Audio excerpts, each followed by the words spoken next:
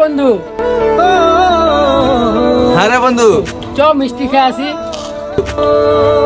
বন্ধু আমার কাছে কিন্তু টাকা নাই। হেডবার, টাকা নিতে যাইস না।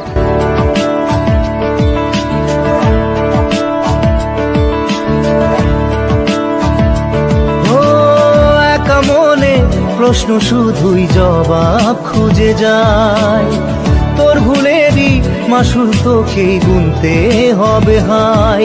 কেউ দেবে না রে জবাব খুঁজে, ভুলকে যখন নিলি বুঝে থামবি কেন ভুলের ঠিকানায়।